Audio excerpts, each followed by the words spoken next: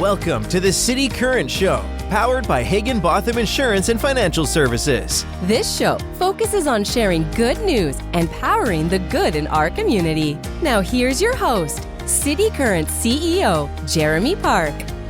Welcome back to the City Current Show, powered by Higginbotham. I'm your host, Jeremy Park. We're always honored to bring you inspiring stories of individuals and organizations making a difference and powering the good. And we love having our City Current guest speakers come on the show, talking about their books, talking about what's going on now in their world. And that's why we're so honored to have with us our good friend, Sterling Hawkins. His book is Hunting Discomfort, How to Get Breakthrough Results in Life and Business, No Matter What. And so, Sterling, how are you doing, buddy? Jeremy, I'm doing well. Been busy lately, but great to see you. It's been a while. Too long, really. Well, you have spoken in Memphis and Nashville. And for those who can see you on the screen, you've got the hashtag no matter what. And you always find a way, but you also find adventure. And so we'll talk about all of that, especially what you're up to lately. But let's start with a little bit of your background. For you as a guest speaker, as I mentioned, Memphis and Nashville is a part of our signature speaker series.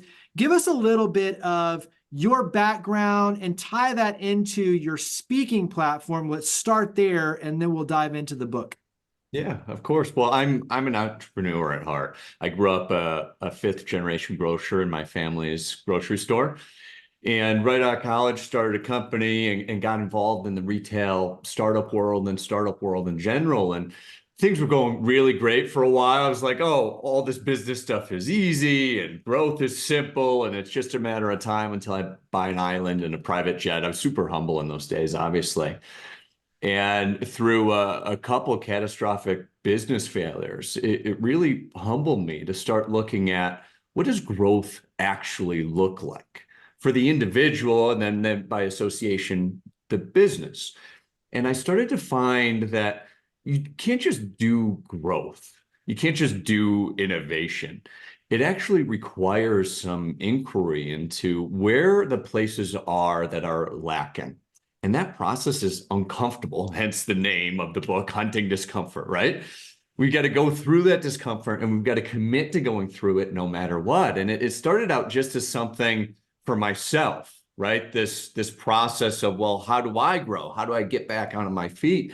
And it turns out that the medicine I needed is something that works for everybody. And so I started out sharing it with a few friends and then a few other business partners. And it's really turned into a platform where, I speak to thousands of people every year, work with companies to not just face their discomfort, but to orient to what growth actually looks like and to build cultures for growth. And well, that's where we are today.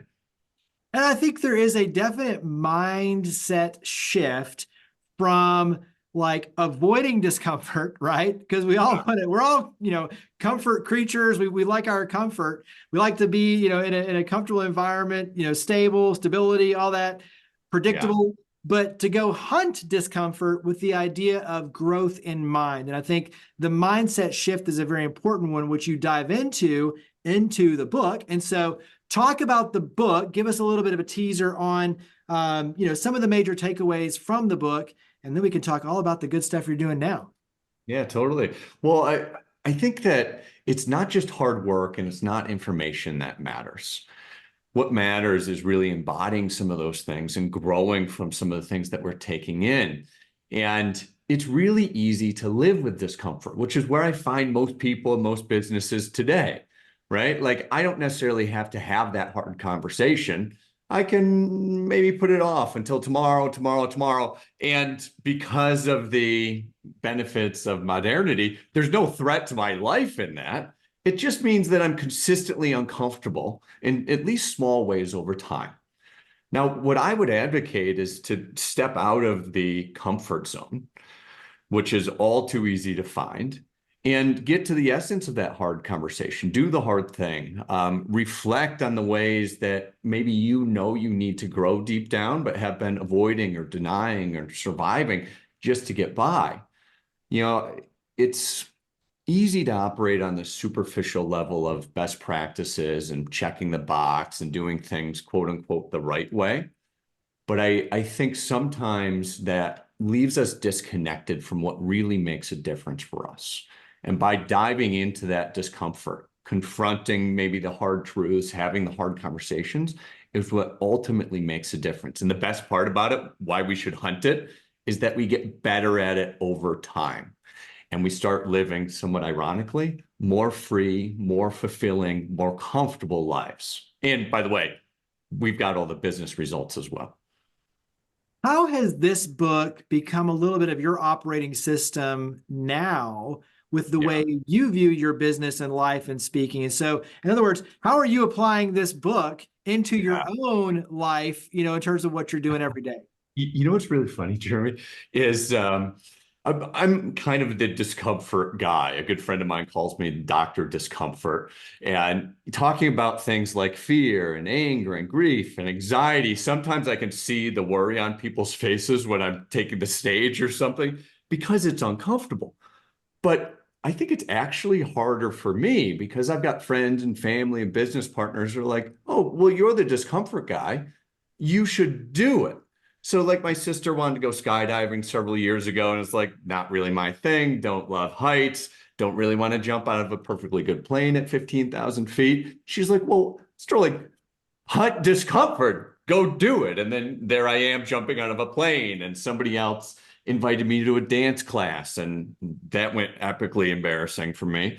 But was uncomfortable. And I've even got family members that are like, Sterling, well, you should apologize first for this thing because you're the one that wants to hunt discomfort. So it's become a part of my life. And a lot of these things really are uncomfortable. But the magic in it, for me and for all of us, is that the more we meet discomfort anywhere, translates into our capacity to deal with it everywhere. And as we look at a world that still has COVID fallout and supply chain disruption and global instability and staffing shortages and economic uncertainty and political uncertainty, we need that capacity to move through that discomfort, not be stopped by it, but to really use the unknown and the uncomfortable to be able to grow. Yeah, I'm glad you mentioned that because I think just like weightlifting, it's the resistance, right? It's the resistance that builds the muscle. And so exactly like you're talking about is going through the process makes you stronger and makes you able to deal with it at a much greater level as more and more challenges and opportunities come your way. And so share how, well, let's do this. Talk about where individuals can buy the book. So where can we get the book, Hunting Discomfort? Let's go there. And then we'll talk about next how this is shaping your future. Yeah, thank you. Huntingdiscomfort.com. It's also available anywhere books are sold, Barnes & Noble, Amazon, everywhere else. So how is this book, when you look at, obviously it's a big part of your platform, your speaking platform as well, but it is continuing to evolve. And so when you look at you hunting discomfort, just like we're talking about it becoming, a part of who you are and your DNA and the way you approach day to day, where is this leading you now in terms of things like alignment and, kind of where your mind is headed for the next challenges, the next discomfort to help individuals and businesses with? Yeah. Well, it started out around this build your discomfort muscle, but as I'm looking at it, it's actually much deeper than that. And we're getting at, I think, the essence of what it takes for humans to grow. And just a little bit of background that no matter what system and this idea of going after the unknown and the uncomfortable was actually in part inspired by the hero's journey, Joseph Campbell's work. I think, was it the 1960s or so, somewhere in there, where he looked at all these different origin stories from all around the world, and he found this similarity amongst all of them. He called it the monomyth, or it's also known as the hero's journey, the spaces that humans are required to go through in order to grow. And so we've got this system that we've developed, like I said, in part inspired by that and research and my own experience and all these other things. But at the core of that, it is not just our capacity to deal with increasing levels of discomfort. I think what it does is actually builds a deep belief or even a trust within ourselves. And that's really where I'm headed next. I think there's three different kinds of trust as I've been learning and researching, kind of experimenting on myself and talking with folks. And the first is blind trust. Something that a child would have, not knowing any different. So they just trust with abandon. And there's something beautiful about that. But we all know that things go south sometimes, and the people we trusted sometimes betray us. We might even betray ourselves. And we end up with kind of this resignation to trust. And we tell ourselves things like, well, I'm not going to do that again. Never, never again. I'm not going to trust this person. I'm not going to do this thing. I'm going to close out this part of myself. And that is safe. It will protect us over time, but it also keeps us stuck where we're unable to grow. And growth, I think, is a necessity as the world increasingly changes beyond us. What's required is to really open ourselves, this third kind of trust, open ourselves, not trusting things that we know that we shouldn't trust. This is not blind trust. This is not naive trust, but this is trusting in a way where you can get hurt. Things could go south, but you've cultivated this belief in ourselves that no matter what happens, we'll be able to figure it out. Does that all make sense? Yeah, I mean, I think it ties to purpose and meaning and impact and confidence and understanding who you are, what you're fighting for. It then allows you to trust because you know at a deeper level what you're fighting for. And I think that deep sense of purpose allows you to then take action on things where you can't fully trust, but you trust that your heart's in the right place and ultimately things will head in the right direction, right? Yeah, I think that's it. I think we all have this really accurate and deep intuition inside of ourselves, and that's important. And to be able to orient around us, as you're pointing out, we need to align to what's ultimately important. And don't get me wrong, the expansion is important, the money is important, the sales are important, clients are important, but research shows that what's ultimately important to human beings are the things that no matter what happens, we still have access to them. It's things like love, joy, peace, gratitude. And as we can align ourselves, physiologically align the head, heart, gut, and hands to those things that are ultimately important, then we start behaving in ways that will produce the results that we want. Not just the money and the business growth, but really the human fulfillment as well, which to me is the critical part of the whole thing. I want to look back on my life and think like this was a life worth living. And that's a fulfillment component. I think more and more people are starting to connect to that of, I have maybe been persuaded by physical things or gotten lost in the chaos of the world, but I know that there's something in me that's important, and I want to act in ways that are in alignment like that. Just with like what you were sharing a little while ago with how you're spending your time during the spring break.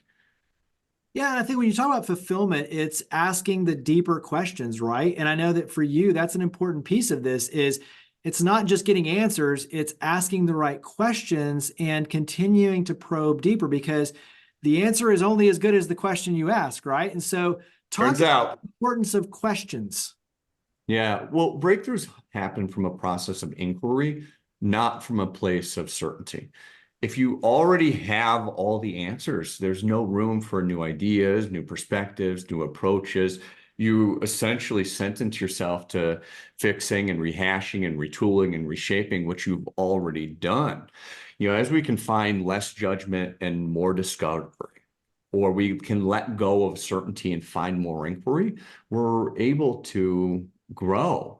Sometimes it's the knowledge that we have within us that is totally valid, but when we attach ourselves to it and attach our identity to it, it only serves to hold us back.